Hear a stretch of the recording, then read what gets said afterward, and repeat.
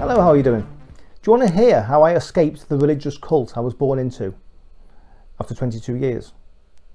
I'll tell you. I'm narrating chapter 9 of the book Cult Escape, which is a book I wrote just to spill the beans on everything that went on and to also create awareness for a campaign also called Cult Escape, which is on the web, to create awareness to encourage people who feel trapped, to help those who are wounded and damaged by their experience, and to create awareness to warn people what could happen should they find themselves sucked into a religious cult. But of course, not everyone joins one. Many are born into, as I was, and here is my story. How I escaped. One of the most common questions I've been asked over the years is, how did I manage to get out of the exclusive brethren? Well, up to the age of 18, I was a committed exclusive brethren member who conformed to all the rules, went to all the meetings, towed the line, and lived a life separate from the world as I was taught to. So what changed? It all started when I began driving and experiencing the real world, a gradual process of seeing the world I was living in through a different lens. I liken it to a prehistoric man walking into a modern city for the first time.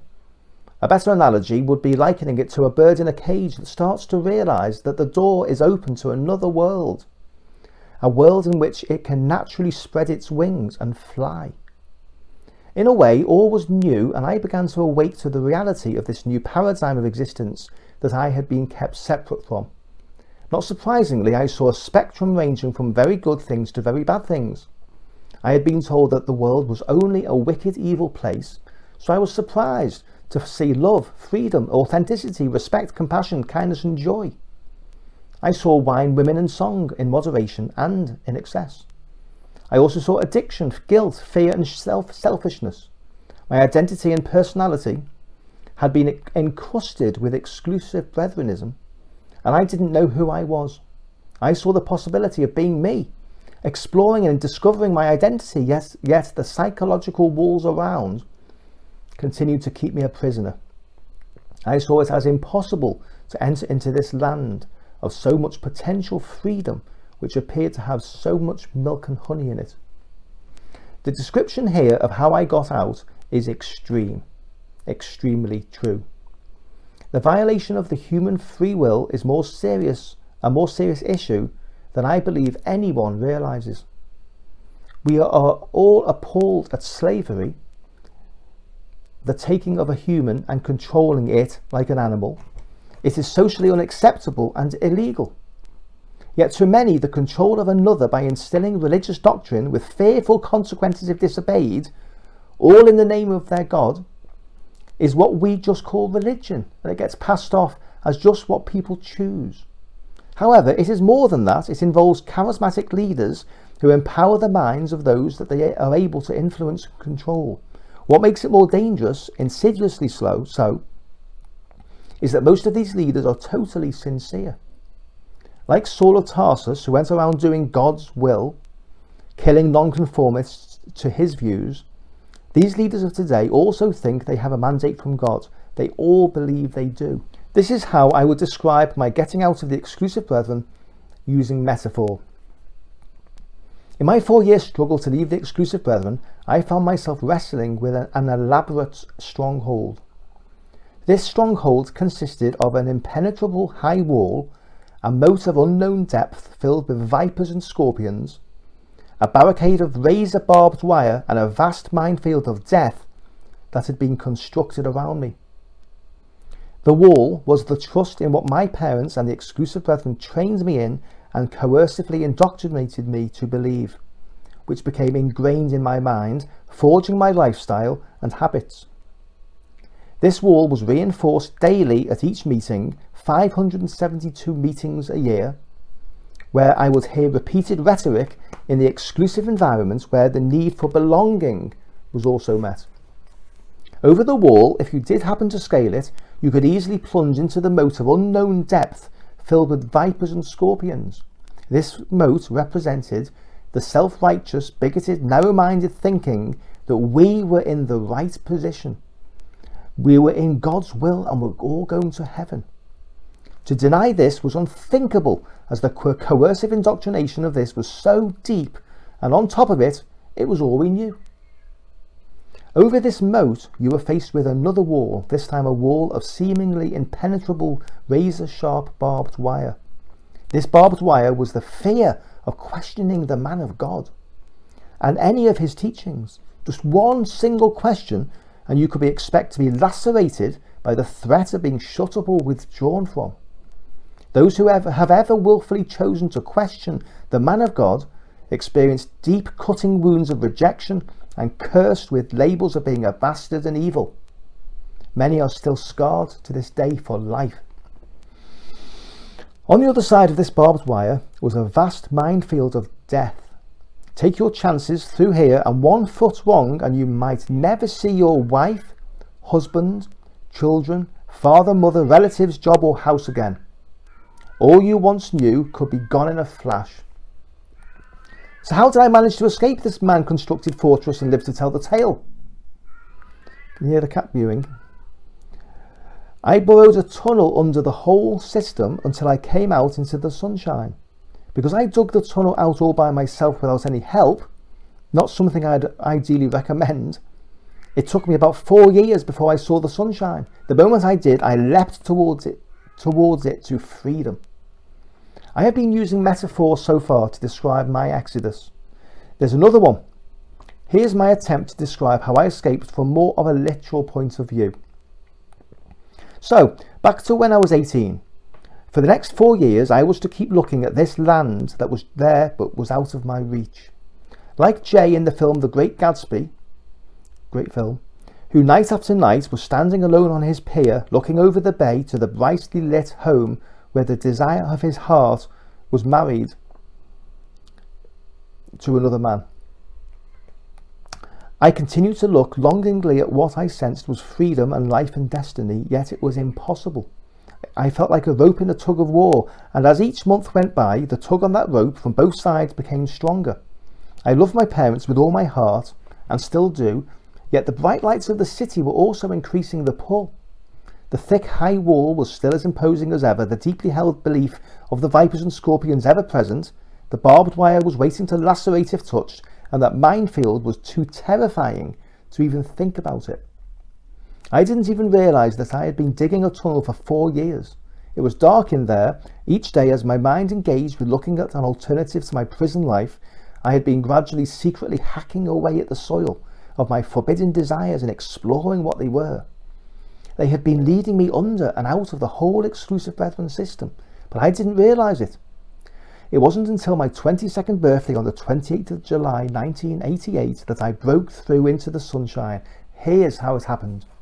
Before I tell, I want to draw your attention to an aspect of my escape first. If you are in a religious cult, sect or group, right now you might be thinking that my pursuit of wine, women and song and the bright lights of the city is evidence that I was on the wrong road. In hindsight, it was not. It was the best thing I could have done. However, the way I did it wasn't the ideal way. But here's my reason or excuse. In war, just do the best you can do at the time and pick up the pieces afterwards. Have faith in love and you won't go far wrong. So back to the escape story. So it was my 22nd birthday and I was standing in my bedroom on my own in 31 Plattsville Road, Mossley Hill, Liverpool, the house we moved into after our first house became not separate with its drains. It was a sunny afternoon, about 3 p.m. I looked out of the window and saw 2 people below staggering along, appearing to be drunk. They are having more fun than me, I remember thinking. It was then an epiphany moment.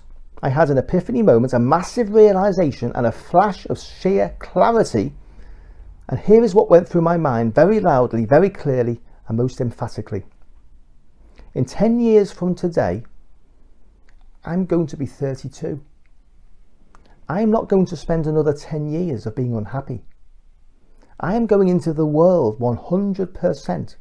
And if I ever get my head round to come back to the exclusive brethren, then I shall, but only if I can do it 100%. Sorry, Lord, I tried to please you, but I failed. The moment I had that thought, I felt a wave of peace go through me. I was at least being honest with myself. I also, and this is probably crucial, had a deep, though I didn't understand it at the time, conviction that God still loved me despite my failure. I was now off the fence, single-minded and committed to moving forward. In my mind, I had now left the exclusive brethren. I needed a plan to make it easy for my parents, as easy as possible for my parents. My plan was to get a place to live, get a phone line installed for my business, get a television, video player, then a radio, and move out. At the same time, I would tell my parents a story to get myself withdrawn from, so it wouldn't look like I was walking away from them, but rather their rules meant I would have to go. It took me till November the 7th to put all the plans in place. I rented an apartment at 75 Wellington Avenue, Wavertree, off an Iraqi landlord called Hamza, and bought my very own TV, video player and radio. I was so looking forward to unlimited TV, watching unlimited videos and listening to the radio in the bath and in bed. You may find it hard to imagine the excitement that this gave me. But before then, a little matter of the most difficult challenge of my life, telling my parents. I woke up that great and terrible Monday morning and after breakfast told my parents that I had been with a woman a few times. This was intended to get myself withdrawn from. I told them that I had got an apartment and was moving out that day so that they wouldn't be shut up if I stayed in their house, because they would be shut up if I stayed in their house. They were devastated. My dad begged me to stay, saying it was all right that they would be shut up. My mum cried, which was the first time I had made her cry ever. Our 3 hearts were broken. It was the saddest day of my life. I insisted that there was no way that I was going to let them be shut up, and that I hoped to be back after a fortnight when the matter might be resolved with the exclusive brethren. I only said that to try to let my parents down gently.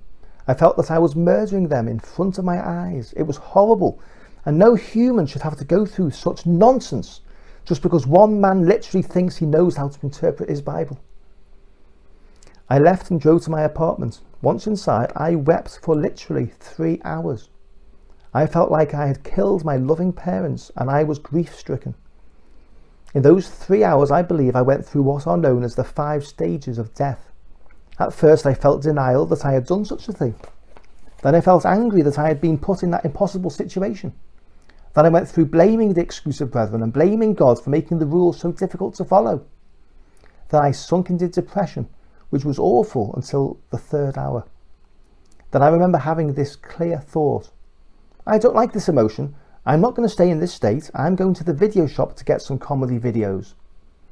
So I went to the video shop round the corner in Lawrence Road, became a member and hired out Fawlty Towers and Laurel and Hardy. I came back, watched them, laughed, and to be honest, I've been laughing ever since. I believe that I'm very blessed to have gone through those 5 stages in 3 hours. I did cry once a few months later when lying in bed one night when the radio played Michael Bolton's "How Am I Supposed to Live Without You?" I felt my parents and I were feeling those words. I remember 20 years later thinking, have I bottled up some emotions deep down that could erupt one day? However, even after more than 30 years as I write this, I reckon I was able to move into acceptance of the situation in those 3 hours. As the years have gone by, I recognise I have received deeper healing via an amazing dream and an understanding and an application of forgiveness and unconditional love, which I talk about in later chapters. The priests, those given the duty of dealing with the exclusive brethren, assembly matters, phoned me up the next day. That the night before, they had made an international call to a pig farmer in North Dakota, J.H. Symington. You will recall from earlier chapters that he was the exclusive brethren universal leader at the time. The reason for the phone call was they didn't know what they should do with a 22-year-old Scouser who had been with a woman and left home. Does that sound ridiculous to you? When man devises laws and rules, they get broken, they change, they multiply, and they create man's many religions and denominations. These end up with strife and wars, and a pig farmer dictating how to deal with a young man's future whom he had never met and who lived over 3,700 miles away. I worked it out on Google Maps. The results were that I was only to be shut up. I was so annoyed. I wanted to be withdrawn from. That means properly excommunicated. So I upped the stakes and I said it was a few women I had been with. That did the trick. The priests called me the next evening to say they had had a special meeting and were no longer walking with me. At last. I put the phone down and carried on enjoying the highlights of Liverpool playing Arsenal at Highbury in the replay of the League Cup. It was a great game, although it ended 0-0. It has been like that between me and my parents to date. A stalemate, no progress. Or has there been? It is only with hindsight that I can now see that escaping is definitely the word to describe what I did. At the time, the internal conflict of values grew so intense that the tug-of-war rope that I was battling in my mind snapped and I was free. There are many different ways people escape the prison of the cult they are in. Some walk out the front gate, some climb over the wall, and some burrow their way out through a tunnel. Some never get out and they go to the grave still worshipping their man, fearful of offending him. I left the exclusive brethren cult in my mind on my 22nd birthday. I left their meetings and home on the 7th of November that same year. I still wanted normal contact with my family, but couldn't. Because the exclusive brethren laws meant my family had to separate themselves from me. However, the indoctrination didn't leave me straight away. Even 2 years later, I was still feeling guilty when I touched my TV set. Yet it was such an enjoyable pipeline of filth. All those disgusting nature programs by David Attenborough, Scott and Charlene's Worldly Wedding, and Cliff topping the charts with mistletoe and wine. Sarcasm intended. I still felt I was failing to please God. I made a point of not conversing with anyone about God. What was the point? I still knew the truth, so I thought. I wasn't able to keep all the rules and regulations. Unknowingly, I was still brainwashed. At least I was being honest. I was free. I was on an adventure of a lifetime. And so that's chapter 9, and the first 9 chapters are in, the next 4 chapters out, and the remaining up to chapter 25 are Shake It All About. And so the next chapter is the first one out, called The Story of My Wild Years, because for 2 years I went on the rampage, and I'm going to tell you all about it in the next video. It's quite a long chapter actually, might have to do it in 2 parts. And thank you for listening, and if you would like to help this campaign, here's what you have to do. You have to give me no money. You have to simply like and subscribe and comment, which will cause the reach of this YouTube video to go out further, and more people will get to see it, because all I want is for people to be able to make a choice, an informed decision about their life, and not be controlled by the dictates of men who think that their values should be imposed on their followers, who are gullible enough to follow them. Thank you for listening, and I'll see you on the next video maybe. But no pressure. If you don't want to, you don't have to. I'm not controlling you.